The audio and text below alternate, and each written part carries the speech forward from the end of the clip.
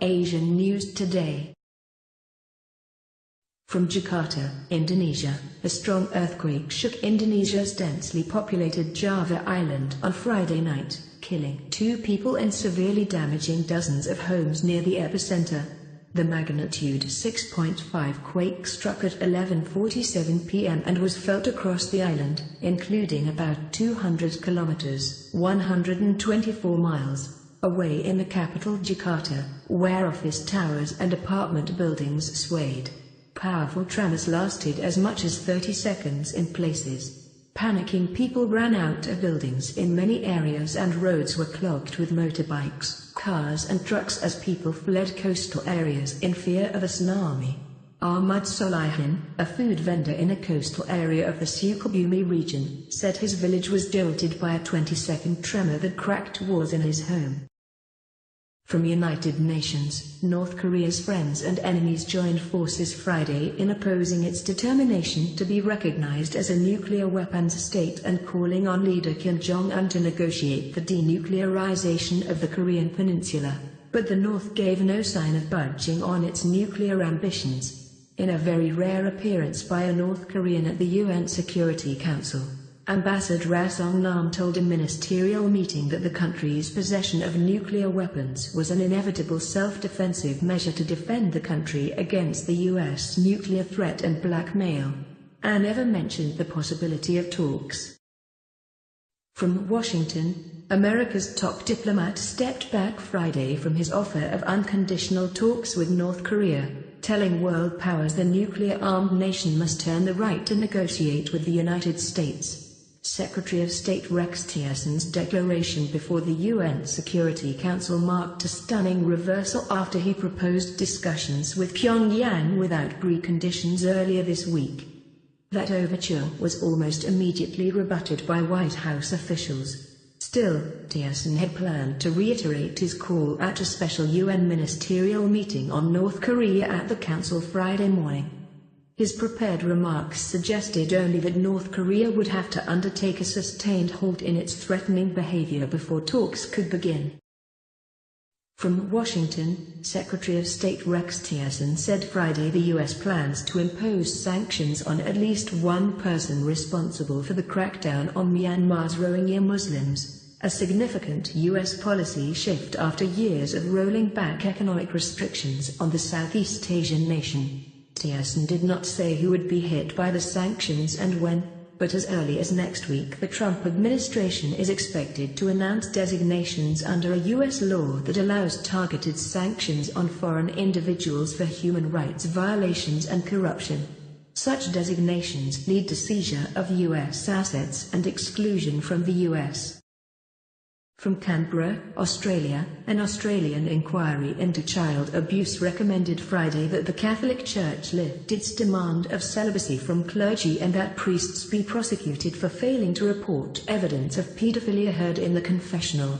Australia's Royal Commission into Institutional Responses to Child Sexual Abuse delivered its final 17-volume report and 189 recommendations following a wide-ranging investigation.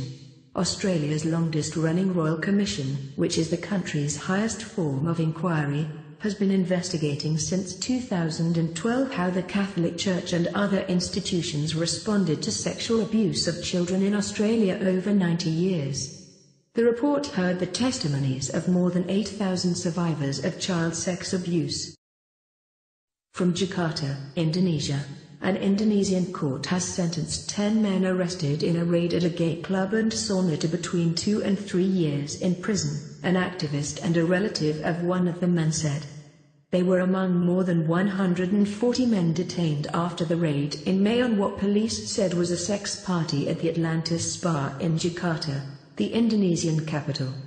Most were released because homosexuality is not illegal in Indonesia, but 10 men were charged under anti-pornography laws. LGBT Indonesians have endured a wave of hostility in the past 2 years that has been stoked by inflammatory public statements from conservative officials and religious groups. From Bangkok, the U.S. Special Envoy for North Korea on Friday expressed hope that Pyongyang would accept Secretary of State Rex Tillerson's diplomatic offer of unconditional talks, although the overture has already been contradicted by the White House. Joseph Yun told reporters in Bangkok that the talks could take place without preconditions and would serve Washington's dual approach of pressure and engagement on Pyongyang over its nuclear program. Yun acknowledged it's unclear whether North Korea would be willing to talk following a period of accelerated nuclear activity, saying it's very hard to discern what their intent is without having real dialogue.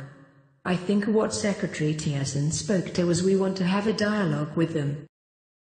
From Tokyo, Japan froze the assets of 19 companies on Friday to step up pressure on North Korea to return Japanese citizens that it abducted in the 1970s and 1980s and to halt its nuclear weapons and missile development. The companies, which have already been sanctioned by the United States, deal in finance, coal and minerals, transport including shipping and the sending of North Korean workers overseas. A foreign ministry official said the unilateral move shows Japan's commitment to sanctions ahead of a UN Security Council meeting in New York later Friday to discuss the North Korea situation. Japan has now frozen the assets of 103 companies and organizations and 108 individuals under either its own sanctions or Security Council resolutions. From Washington, tensions over China's island building in the Southeast Asia Sea may have eased in the past year, but Beijing has kept busy. New satellite imagery shows China has built infrastructure covering 72 acres, 28 hectares, in the Spratly and Paracel Islands during 2017 to equip its larger outposts to be air and naval bases. The Washington-based Asia Maritime Transparency Initiative closely tracks developments in the Southeast Asia Sea, where China and several Asian governments have conflicting territorial claims. It said Thursday there has been construction of hangars, underground storage, missile shelters, radar arrays and other facilities. The activity comes as China joins what are likely to be protracted negotiations with Southeast Asian nations on a code of conduct for Southeast Asia Sea.